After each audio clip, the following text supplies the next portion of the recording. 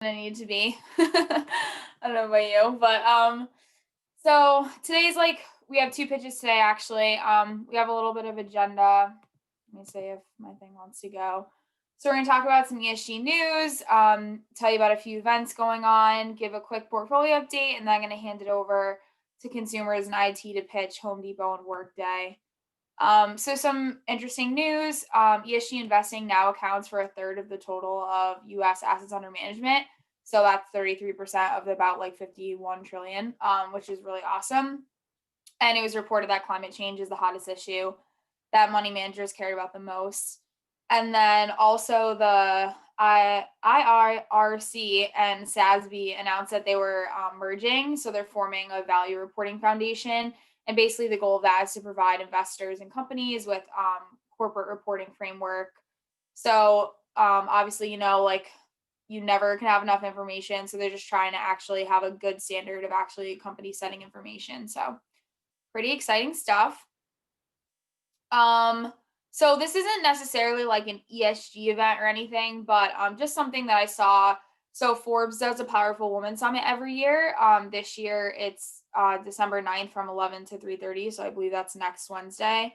And it's free and there's so many speakers. I think there's like 50 something speakers, but some really great people. Like they have the CEO of SpaceX, president and COO, which is really cool. They have some gymnasts.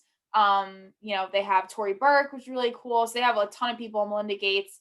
So definitely something to register for. It's free, even if you can only go for a part of the time, or maybe there's only a few speakers you really want to hear.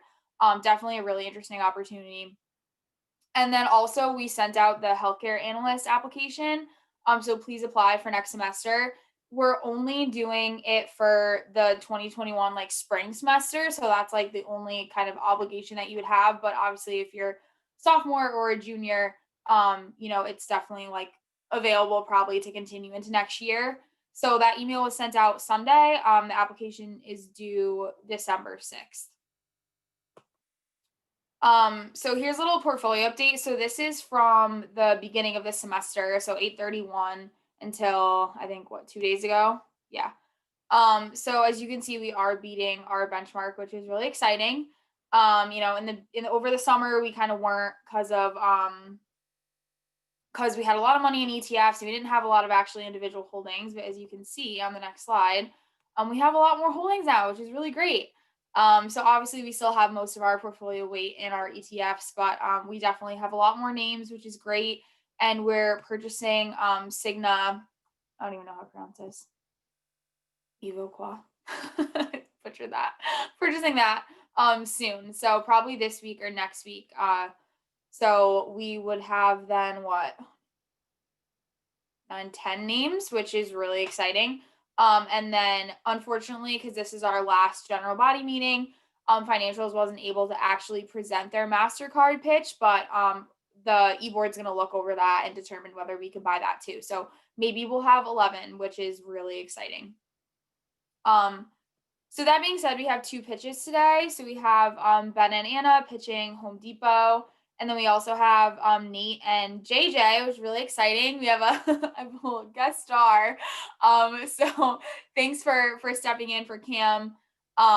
So we'll have those two pitches today, and I will hand it over to them. Whoever wants to share their screen for that, just let me know, or whoever wants to go first. I think there was someone saying it doesn't matter. Let's have IT go first. Who's sharing their screen for that? I can share the screen. Awesome. I'll stop share.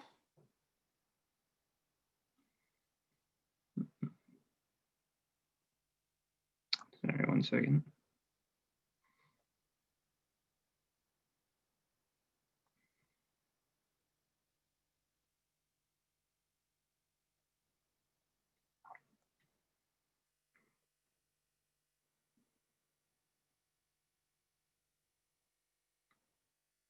Does that look good? Yep, awesome. All right, how's everyone doing? We are the IT sector, and we're going to be pitching Workday. And I think it's a company that everyone's familiar with, probably registered for classes on Workday a couple weeks ago, so a little familiarity. So I'm Nathan. I'm one of the usual analysts for this sector, and Unfortunately, Cam got a concussion and couldn't partake in this pitch, but luckily we had a backup come in, JJ, and we're pretty happy about it. So want to introduce yourself? Yeah, hi guys. Happy to be here. Sorry Cam's on the concussion IL, but happy to fill in. Yep. So we talked about it last time, but just to go over it again, the goal of the IT sector. So we want to invest in stocks that match our thematic investment philosophy while realizing outsized returns. And the companies we consider emphasize a commitment to data security, supply chain scrutiny, and diversity. And we're looking to diversify our portion of the portfolio to gain exposure to all aspects of our sector, including hardware and software focused firms. Today, we're going to be pitching a software firm, so that's different than the last one we did. And some of the aspects we focus on are outstanding corporate strategy, competitive advantage, and market opportunities. So just go over what we're going to talk about. I'm going to touch on the investment thesis, industry analysis, and the company overview, and then JJ is going to talk about ESG integration and our valuation of Workday. So the investment thesis. So looking over Workday, we feel like its commitment to continually improve its application and offer new functionality to its customers is, along with the implementation and adoption of its software supporting that process, has profoundly differentiated the firm from its competitors. And we forecast strong growth for the company in the future, driven by the expansion of their customer base, both domestic and abroad, and broadening their offerings. And this is further supported by the firm's strong commitment to all the relevant ESG factors. With all this combined, we consider that the current price undervalues this growth, and therefore now is a great opportunity to buy Workday. Its current price is $224.79. Our price target, which is approximately a 15% return, is $258.68. Their market cap is just about $54 billion. Some of the ESG factors that we focus on, goes for all of our companies, are obviously GHG emissions, data security and privacy, energy management and waste management. And some of the social factors we looked at are employee health and well-being, and also diversity and inclusion. And that was based on SASB. The catalysts specific for this industry and this company are the growing adoption of the SaaS model for software, the ubiquity of the product, so every business can be a customer for them, and their intense growth strategy. Some of the risks we identified for the company, and we'll touch on their mitigation, is obviously the effect of COVID. That goes without saying. Data security and privacy is really big for this company, as they kind of control a lot of their customer data, and it's something they have to focus on. And then the other thing we focused on for them is their investment in R&D is a sizable portion of their revenues. And if they can't recognize a profit from that investment, then that could be a risk, but we feel like in the long run, it will be a positive for them. So looking at the industry overview, the bread and butter of Workday is human capital management. So that's where we kind of focus our analysis, and it really is an indicator for the business as a whole as they enter or they acquire customers with their flagship HCM software, and then they can expand upon the offerings they give them to capture more revenue. So the compound annual growth rate for this industry is 7.8 till 2024 per IBIS World. And the industry value added is 8.5 till 2024. So this is definitely a growth section of the life cycle for this industry. And that's definitely a positive. This growth and this trend is supported, as mentioned before, by the adoption of SaaS model. So the SaaS model means instead of purchasing a software and installing it locally, which is a very big commitment and investment for a company, they instead subscribe to a company like Workday software, and they get it over the cloud. And some of the advantages of this is, one, it's not as a big upfront investment, that is a subscription. So it's more accessible and easily more accessible for more companies that don't want to make such a big commitment. It's easily updated and scaled, and that's kind of one of the big draws to Workday, is that they constantly update their application and offer new capabilities, and also makes it easy to scale for a growing company. It's more accessible, as I already touched upon.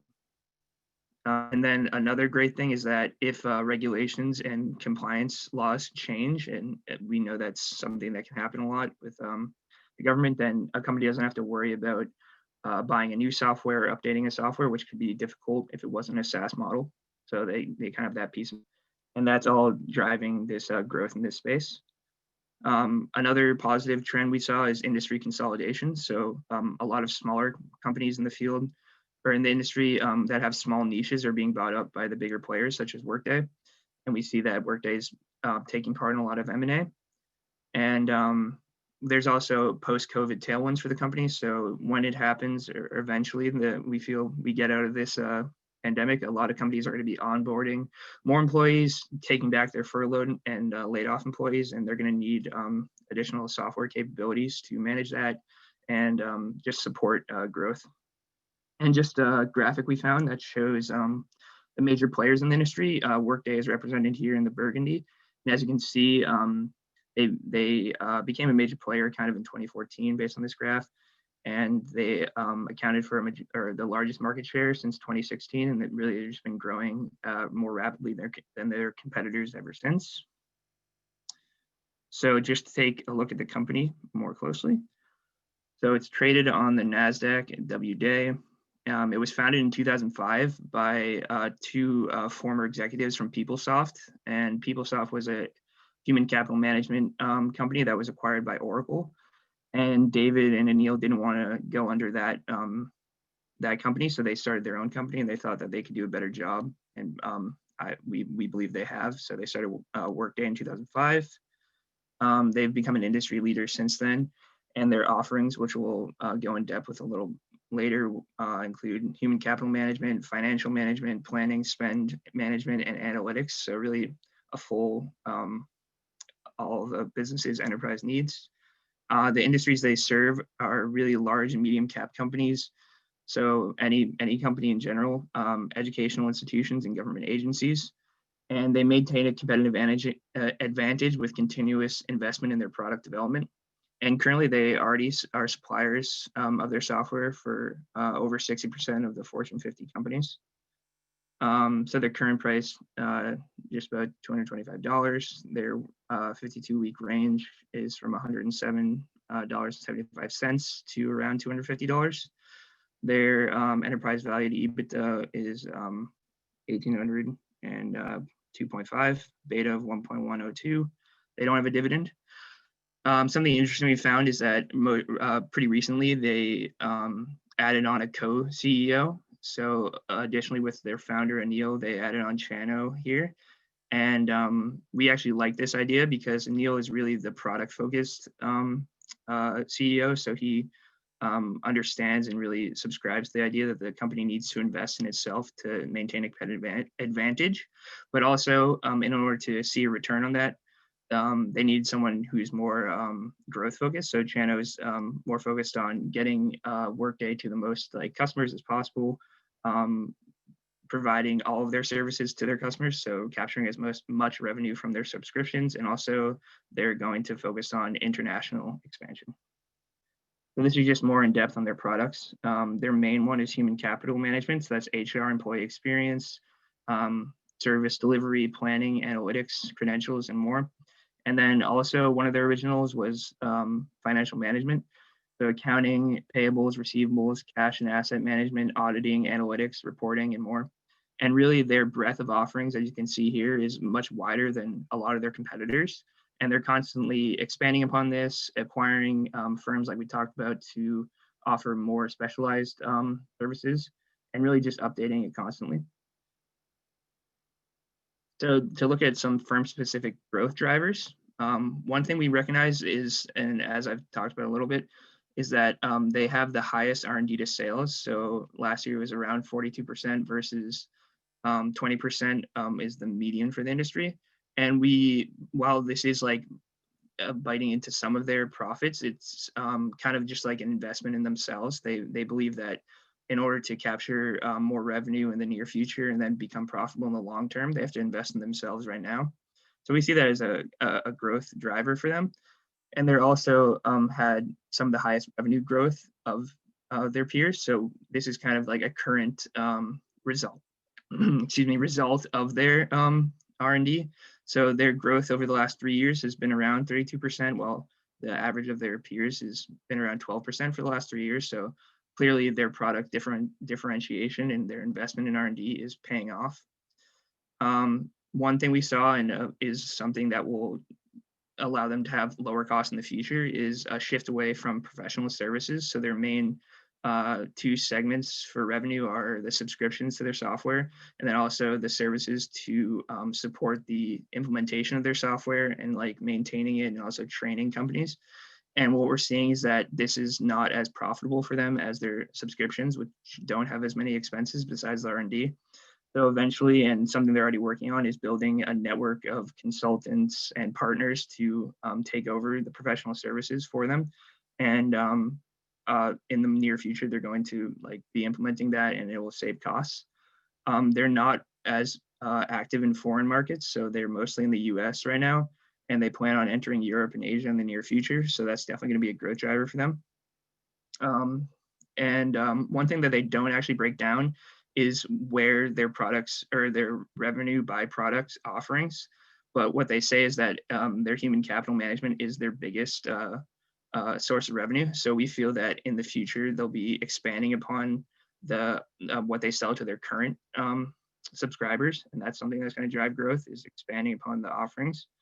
And then they've also made strategic acquisitions in the recently. So Adaptive Insights and Scout RFP. Adaptive Insights expanded upon like business planning, so finance part of their software. And then Scout RFP was their first venture into procurement. So they're really just not only investing in their own R&D, but also strategic M&A. So some of the risks that we identified. COVID-19 is an obvious risk for any company, and we feel that Workday is sort of protected from the effects of this because most of their revenue is subscription-based, so it's contractually obligated. And so while it might, COVID has like hit them with like the growth aspect of their company, so acquiring new customers, their current revenue is kind of secured. And another issue we identified was obviously data security, as they have access to a lot of these companies' very sensitive data, and they need to make sure that their reputation as a responsible company is maintained in order to have trust with their customers in general. And so what we saw is that they have like extensive and very specific and technical reports based on what they're doing regarding security and privacy. And they've definitely made investments to in-house development of their data security and privacy, and making sure everything is up to the codes and on the cutting edge of security. And also they maintain close relationships with the security leaders, so cybersecurity leaders in the industry, in order to like offer the highest level of security. So they definitely realize that and take the necessary steps. Competition from competitors. So it's a pretty consolidated industry. So making sure that they have the best offering in order to be differentiated and capture new customers. And we see that one, they make acquisitions to expand upon and offer new software capabilities. And so Scout RFPs, procurement, Adaptive Insights, business planning are their most recent ones, and definitely are unique for them. And so that they can differentiate. And also something unique we found is that they have a completely seamless update of their software twice a year. And they offer like to their customers a publication of what they're updating every or biannually. So it's something that just offers continual value to their customers and really lays out how they're delivering that value. So it not only maintains customers, but it entices new ones. And then lastly, as they enter new markets, foreign currency exchange risk. So they already have exposure to the euro, Canadian dollar, pound, and Australian dollar, but they're going to be entering new markets. And they talk about how they enter foreign currency derivative hedging transactions to mitigate this risk. And then furthermore, and we'll be talking about later, is some of their ESG influence to these risk factors. They avoid carbon intensive products, so that can be more costly for them, as well as be reputationally harmful for them. They have strong values that they keep employees engaged with, and they really have a great reputation for employee and like just working for the company as a whole. And also their customer satisfaction is like through the roof. They set a 95% customer satisfaction goal, and they surpass that every year. And also their commitment to innovation and just being like having integrity with that innovation. So not just growth for growth's sake, but also being smart about it. So we're going to move on now to ESG integration, and I'm going to hand it off to JJ for that portion. Thanks, Nathan. So getting into the ESG analysis, Workday is currently rated AA by MSCI. It was actually just recently upgraded. I tried to figure out if there was anything really material, and it was just, I guess, some minor accounting changes. So it was always kind of teetering on AA, and now it's official. It's above its industry compared to MSCI, their ratings in the industry, and also above its industry in the Sustainalytics ESG rating. Kind of mapping to the SGDs. I'll expand on all these in future slides, but they're very focused in affordable and clean energy. They have, they call it sustainability in the cloud, but it's essentially their policy against carbon and using clean renewable energy. They have, well, they promote decent work and economic growth. Workday has won numerous awards for just being such a complete company to work for. And I'll go into that in a future slide. And also they have stringent data security standards. Workday has a model kind of built on trust. So they really value data security because any sort of data breach would really impact their bottom line.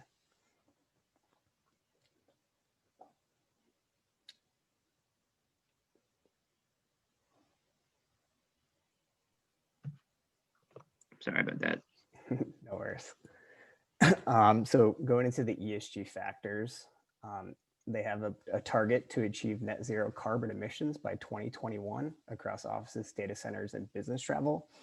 They actually achieved 2 out of 3 of these already in 2019, and I don't think it'll be a problem in 2020 because the one missing was business travel. So I suspect they don't really have much business travel going on this year.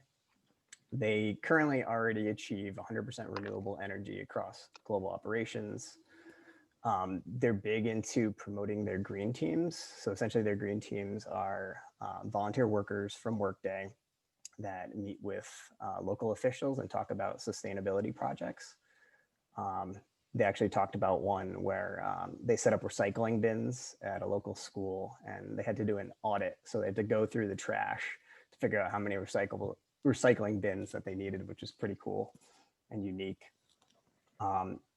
Workday is also very big into the responsible disposition of e-waste. That's basically their biggest byproduct is computer waste, and they work with a local sustainability or local disposition company for sustainable disposition of their computers and ensuring that the hard drives are wiped properly, and they actually receive some value back and while reducing environmental impact. The social factors, all their employees receive RSUs upon hire.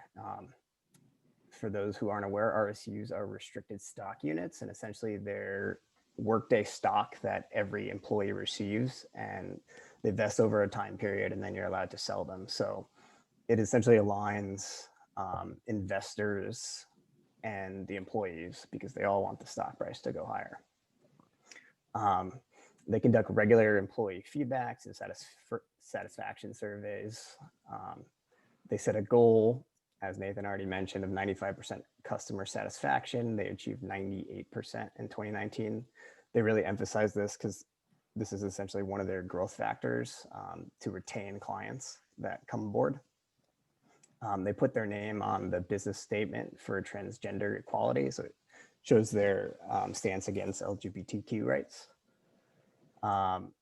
For the governance factors, majority of the board is independent. They do have an independent pay committee. The female population is 27.3 on the board.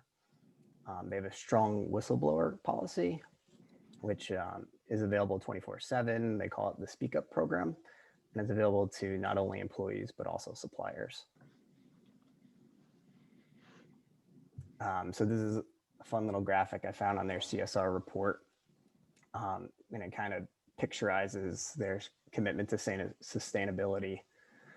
So they closely monitor the power usage effectiveness for each data center. So Workday doesn't own any of their data centers. So they actually closely monitor how much each data center is using energy wise, because that's essentially their biggest cost. And they're also going to offset all of those costs with carbon purchases, the carbon offsets. They put a lot of money. This is part of their R&D costs on focusing towards moving towards cloud computing, because of the end run, it will lead to lower costs and also lower carbon emissions. They've done a pretty good job so far in reducing their carbon emissions. They have a 35% reduction in carbon intensity per square foot of office space since 2015, and a 29% reduction in carbon intensity per total revenue since 2015. And also with their carbon offset projects, they work with experts that know what they're doing, so they don't just put their money and say that they're carbon neutral.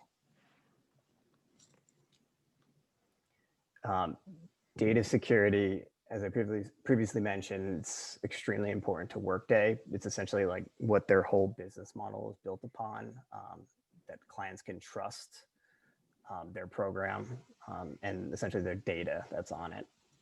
They ingrain it into their culture through various trainings. They have strong procedures. They highlighted that security is built into the core of the application. They don't add it on like something like an antivirus software that you or I would buy. So it's less risk. And same with the next line. They have a single operating environment. So if a client in London makes an update, everyone in the United States would have the same update made to their version. So it kind of minimizes the risk and of deployments going on. They use AE6 256 encryption, which is the strongest encryption out there. It has never been hacked before. I don't want to say hacked, but broken before. They don't disclose customer data to third parties for a penny. Their application is designed for different configurations depending on the country's laws and regulations. So this is important because different countries and jurisdictions have different data security laws. So, they're able to configure back and forth depending on what audit or what jurisdiction they're in. They are continuously backing up databases, like a client's database, onto a secondary database. And they're the first company to build a verified credentialing program using blockchain, which is pretty cool.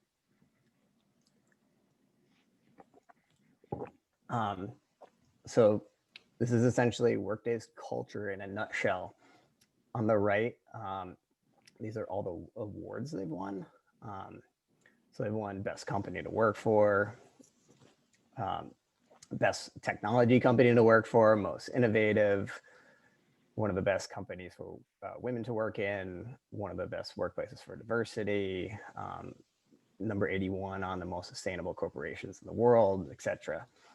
But I think all these awards kind of come from their core values, which are on the left. And it really starts with promoting a healthy culture with your employees. So it's like the top left bullet is employees. Employees become happy because they're in a workplace that promotes fun, which is on the bottom middle, and also an innovative environment, which challenges them on the top right. And also integrity kind of keeps the employees valued, to know that, they could work with their employer, and they kind of push the integrity on their customers as well. And they kind of want everyone to be happy. But it all comes down to having happy employees creates that very solid customer service model, which again, Workday's culture is built around. And another point I wanted to make is the profitability tab on the bottom, which is it's really let's say proper to read, because I've never really heard a company say we don't exist to be profitable. but they exist to build great software products, hire the best people, and deliver the best customer service. So essentially, they're betting on themselves in the long run. Like they know that if they follow their core values, they're going to be profitable. And I'll talk a little bit more about the valuation, but they're not profitable yet, but their growth is going to lead them to be profitable in the future.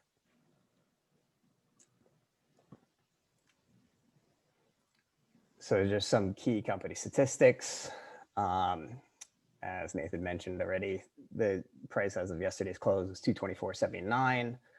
52-week range is 107.75 to 248.75. Market cap about 53.8 billion, and we have about a 15% price target.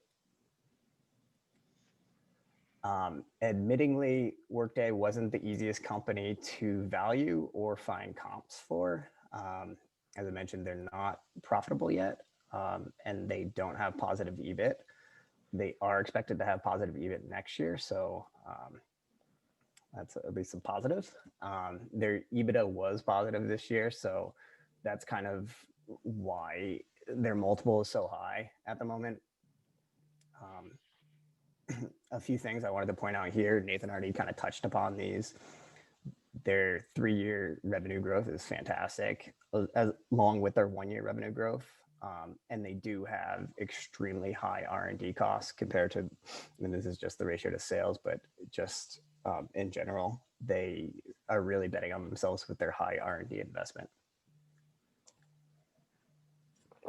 So this is a DCF and sensitivity table that we created for the terminal value. I use an average between the perpetual growth and the EBITDA multiple. Both I use were very conservative. I use a 3% perpetual growth rate, and I use 35 for the multiple, which is under the median of, I think it was 39.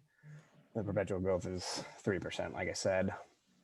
I created a blended price target just based off 3 different scenarios, coming to a price of 258.68, which is about a 15% upside, probably a little less because I saw the stock was up around 1% today.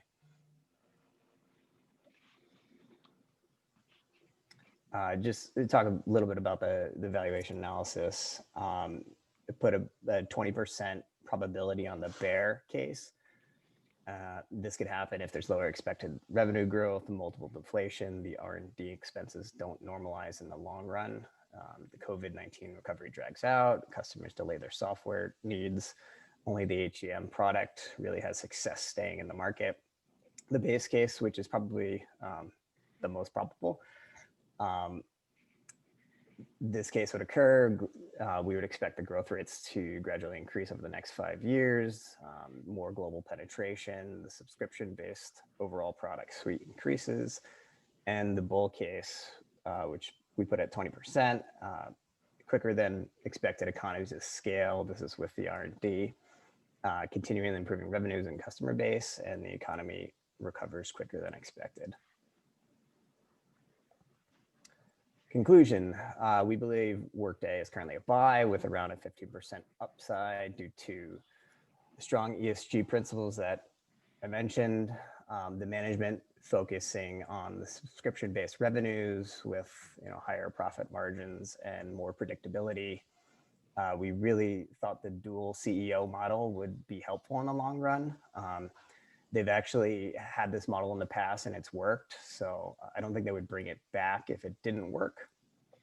They do have aggressive investments in R&D, as I mentioned.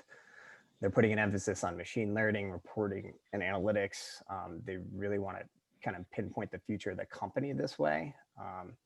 They see this as like a big growth driver to kind of have a software suite talk to the client about certain things that they're seeing in their data. So that's partially why they have such a big R&D expense. We do believe in the acquisition strategy when appropriate that they're currently employing. We believe that the high customer approval ratings throughout the years will lead to renewing contracts. and they do have definitely the potential to expand its foreign presence. They're about 80% in the US right now. And its entire product suite to its current and future customers. So like essentially once they get in the door, they stay in the door. That's also one of the things that their CEO talked about is just it's such a long lead time to onboard them. So once they finally get onboarded, customers don't want to leave just because of the time it took to get onto the product.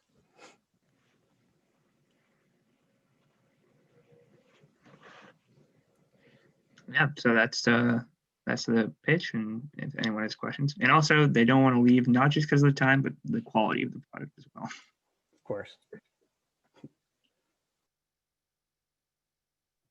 Great job, guys. Quick question on the onboarding. So what is there like an average time, or is it very like corporation dependent? Just curious like what that turnaround looks like. I don't think they Yeah, I gave like a think, yeah, specific time. yeah. It's they said a few months to like potentially years. Like they had a revenue backlog I was reading about, so it's like kind of like business in the pipeline that they haven't successfully onboarded, but they recognize their revenue still. And I guess Nathan, you can talk more. Yeah, no, that's what I was going to mention. They highlight their revenue backlog, and I think it's definitely dependent on the size of the company. Like they support like huge corporations. I think they onboarded most recently Walmart, which has the most employees of any company. So that one might take longer just based on the size. But yeah, they try to recognize the revenue as quickly as possible. Thanks.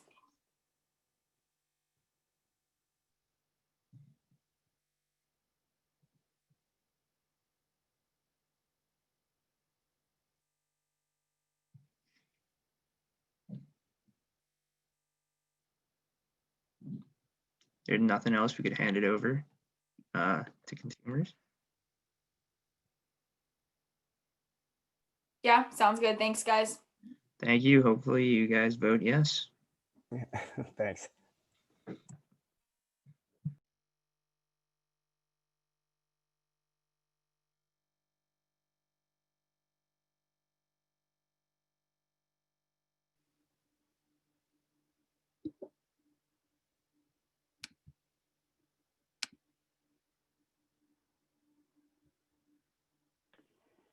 Okay, so today Ben and I are going to be pitching Home Depot. This is our goal for the consumer sector. Our themes changed a little bit from our last pitch, so we are now focusing on circular economy and sustainable agriculture, but still focusing on household brands that are ESG focused and are high growth companies.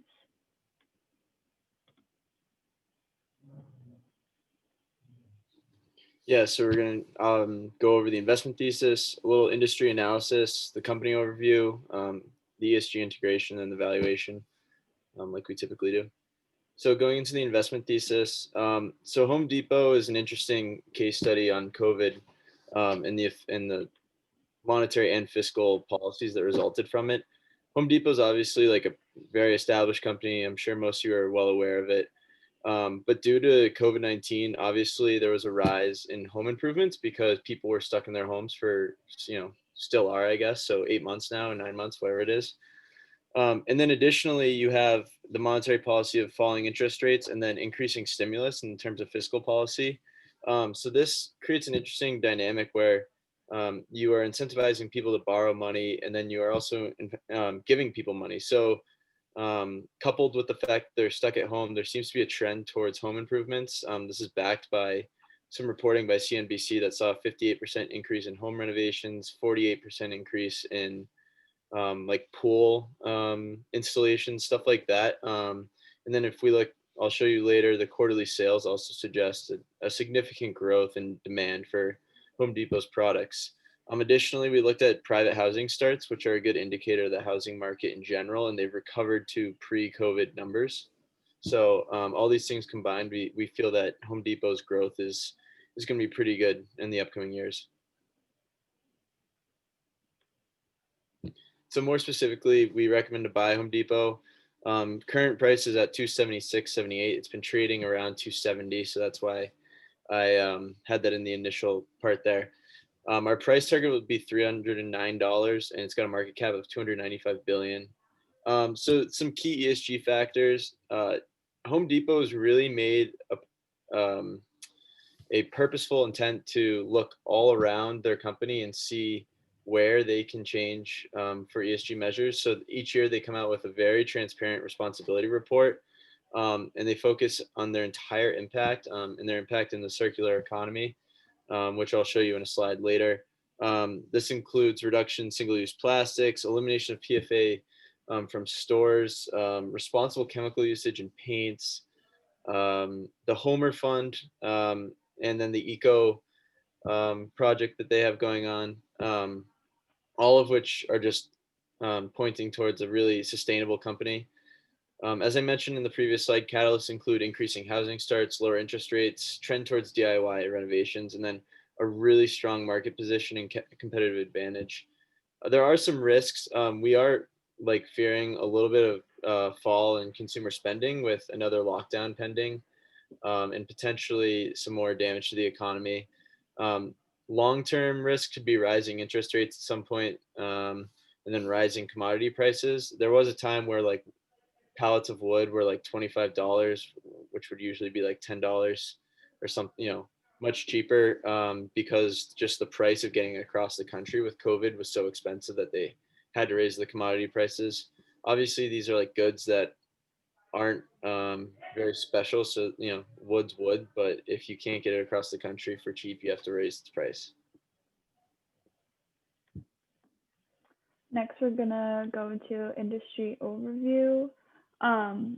So supplier power is weak for Home Depot as they own such a large share of the home improvement market, and sellers are not usually unique. Threat of substitution is moderate due to the high capital requirement for a new home improvement store to enter the market, but other companies already in the market do pose a threat to Home Depot, such as Lowe's. That leads into the competitive rivalry, which is also moderate because Lowe's also fairly large market share. New entrants is moderate. It is definitely possible for new stores to enter this market, but to become a direct competitor with Home Depot would be difficult. It's so distinguished and well known. And then buyer power is weak. Consumers have virtually no bargaining power. And then, as I mentioned before, Home Depot is such a dominant player in the market with 52.4% of total market share. This benefits them in working with suppliers because they can buy in such bulk that they can benefit from economy of scales and their products can be cheaper for consumers. There's some brand loyalty, but we thought that people usually just go to home improvement stores that is most beneficial to them. And yeah. And then you can see Lowe's has a fairly high amount of market share as well. And then for the company overview, Home Depot sells building materials, home improvement products such as lawn, garden, and decor products. The store also offers installation services as well as tool and equipment rental. It was founded on June 29, 1978, and it is currently headquartered in Georgia. And then, as you can see, past performance has followed pretty much the same pattern as S&P, with a small dip in share price during the start of the pandemic. But their sales actually fared very well during all of 2020 so far. And then the chart on the right just shows their different products and service lines and how sales for each of them fare, and their most popular are indoor garden, appliances, electrical, and lighting. And this is just like a store count chart. As of 2018, they had 1,981 stores across the US with some in Canada and Mexico. And you can see it's pretty highly concentrated in the South and the Northeast region.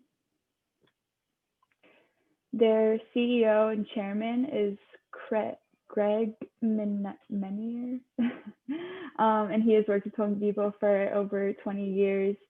Their management is pretty strong. We have 20 members of management, 12 board members. 92% of them are independent, and annually they meet about the company strategy and they put together a sustainability report that Ben had mentioned before that we used a lot for our research. All board members have extensive experience at various companies, and this is just how they split up their board of directors into 4 different committees to ensure that they can focus on all specific areas of the company. So now I'm going to go a little bit into their ESG integration. So starting off, they have a AA rating on MSCI, which is very good. Their environmental ESG focus is primarily on chemical substances. As you can imagine, a lot of the products they sell have a lot of different chemicals. You think of paint, wood, pretty much anything, metals. So they really focus on responsibility in that aspect, along with looking at, they have a rating system, which I'll go into in a couple slides, for all their products and how eco-friendly they are. It requires the company that sells them to be transparent in what goes into that product and the energy that it uses. And then 100% of revenue is generated from products that are not highly carbon intensive. So they really have eliminated environmentally wasteful products. Socially, they have a really strong data protection process and privacy policies. They've also really made a open shift towards hiring more women. Anna and I were talking about it yesterday. Obviously, Home Depot is kind of a male-dominated company, just naturally speaking, but they've really made it important to them to hire females as well. And right now, over 33% of hires are female and 50% are ethically diverse. They also have a really cool foundation and fund that all their associates, which are their employees, they call them associates, provide to. I'll go over that in a couple slides. And then in terms of their governance, 25% is female, 6 people on the board are people of color, and then they have a fully independent board, audit, and pay committees to provide objective management oversight. This all contributes to a really strong corporate culture and responsible company as a whole. So just to go over the UN sustainability goals, responsible consumption and production. Home Depot is committed to produce 335 megawatts of renewable or alternative energy by 2025. They challenge suppliers to offer products with the lowest possible environmental impact. That's what I was just talking about with that their eco project. And then sustainable cities and communities. In 2019, Home Depot sold approximately 7.4 billion in sustainable products to their customers. They also delivered 4,700 truckloads of disaster reliefs to affected areas. This couples with their Homer Fund, which provided, I believe, 900,000 to associates that were affected by these disasters. And then the Home Depot Foundation has committed 500 million to veteran-related causes, or they will commit 500 million by 2025. And lastly, Life on Land. They're actively removing polyester foam and polyvinyl chloride film from private brand packaging. And then wood purchasing policy helps to ensure suppliers and manufacturers support sustainable forestry. So now some more specific ESG initiatives. The Homer Fund, which I mentioned briefly, this is a fund that anybody who works for the company can apply for, and it's specifically to give out grants to people who've been put into life-changing situations. So as I mentioned, disasters like hurricanes, tornadoes, etc. So in 2019, it helped over 8,200 associates with 16 million in grant funding. The cool part about this is 95% of the fund is actually raised by employees. So they donate a part of their salary or paycheck into the fund, which is really cool. And it kind of speaks to the company culture as a whole. And over the lifetime of the fund, which is now 20 years, they've awarded 200 million to over 150,000 associates and their families, which is really cool. So then their eco options program, which I've mentioned a couple times, they're trying to get associates to speak directly to customers in store about the most eco-friendly options. And they do this based on their own rating scale. So they take all their products and based on the transparency of the supplier and what is being put into the product, they rate it on their own scale. And so the goal is, of course, to help customers identify environmentally friendly products within their stores. And in order to be eco-certified, the company that provides the good must document every attribute that proves it's less damaging to the environment. So they themselves are trying to make a more ESG focused company and sell more environmentally friendly products. And then this is straight from their 2019 responsibility report. And this shows their focus on the circular economy. I'm not going to read through all of these, but some of the cool ones are they have partnerships with Call to Recycle, which recycled 11 million pounds of rechargeable batteries since 2001, and 1 million in 2019 alone, which is pretty cool. And then the other one that I really found interesting was the distribution. They sold overstock items and returned and damaged products to secondary markets in order to reduce landfill waste by over 65,000 tons, which is obviously a tremendous amount of goods. So now going a bit into the valuation. So as I mentioned early on, Home Depot is a very established company. Many people would consider it a value stock. It's not going to grow like Workday or any other tech stock. So its terminal growth is probably going to be around 3 or 2%. But next year, we've predicted a 10% growth rate based on the COVID factors that we mentioned in the first slide. All this results in an equity value of $309.36. The current price is around $276, so $34 of upside there. Then the next slide will go more into like the WACC and terminal value. Oh, sorry, quarterly earnings to show you guys specifically how it's withstood through the crisis. So if you look specifically at July of 2020, they did $38 million in sales. If you compare that to July 2019, where they only did 30 million, pretty substantial jump. And then that jump seems consistent with the October numbers. October of this year, they reported 33 million. And then last October, they released 27 million as their sales total for that quarter. So obviously COVID's helped them out, or maybe I should say the products of COVID, not the virus itself, but the company's withstood the crisis and actually benefited. So we believe that 10% growth rate is pretty accurate. And then looking more specifically into the valuation, my terminal growth rate for the company was 2.5% for that 309 number. And then we had a WACC of 8.14%, as you can see on the right side. So the base case would provide an implied share price of 309, as I mentioned. The upside case, which would be a terminal growth rate of 3%, would be $334. And then the downside would be a terminal growth rate of 1%, resulting in $254 a share. And then just some ratios that we looked at. Price to earnings growth ratio of 22.7 shows that the company is probably a little overvalued right now with the industry average at 2. Earnings per share is a little low compared to the industry average, which is about 20. The price to earning ratio and current ratio is right on par with industry average. The return on assets is a little higher than the industry average, which is at 19%, and the fixed asset turnover is also a little above industry average. And then the net operating cycle is pretty standard at 38 days. And then some key statistics in billions of dollars, earnings 11.24, revenue 110.63, gross margin percentage at 32%, long-term debt 37.38, and then free cash flow 11.05. And then some risks, we already kind of talked about them a little bit, but one are just drop in housing starts, which is really key for this industry to be profitable in sales.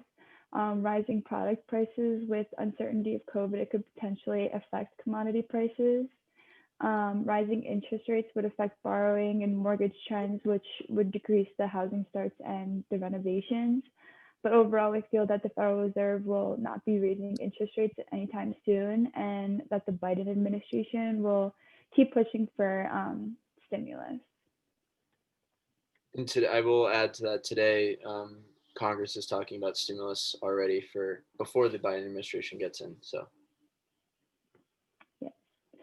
And then just in conclusion, we suggest buying Home Depot for these 3 reasons. Home Depot has proven to be an ESG leader in the industry and has focused on the sustainability of the products as well as improving their other initiatives.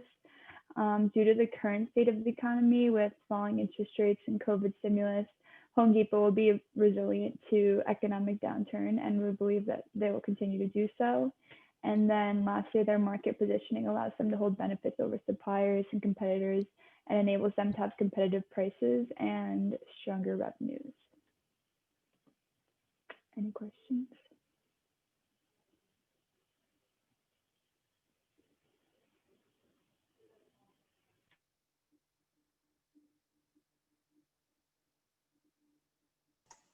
Yeah, thanks, guys. Great pitch. I actually have a question for you guys. You talked about the data security. I remember Home Depot had a big data breach a few years back. Do you know what they did to, to prevent that from happening again in the future? I believe they actually created one of their independent committees specifically to address that breach, because as you mentioned, it was a really big deal. So they've looked specifically at what went wrong and then how to prevent it with an independent, like tech audit committee, I believe is what it would be called. So. All right, cool. Thank you.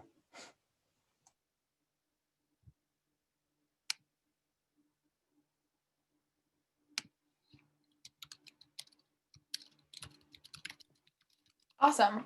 Well, great pitch, guys. If no one has any other questions, just want to thank everyone for this is the last meeting of the semester. It's kind of crazy that I feel like this semester flew by.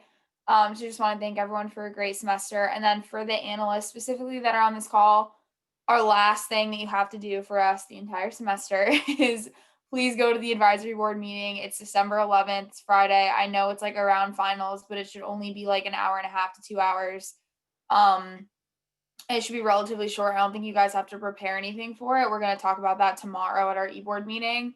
But just make sure like you're booking out time for that. I think Sasha either sent that out now or is going to send it out today. So you should be getting that invite shortly. But yeah, again, thanks. And as always, and reminder to send out the health analyst application if you're interested. Awesome. See you guys.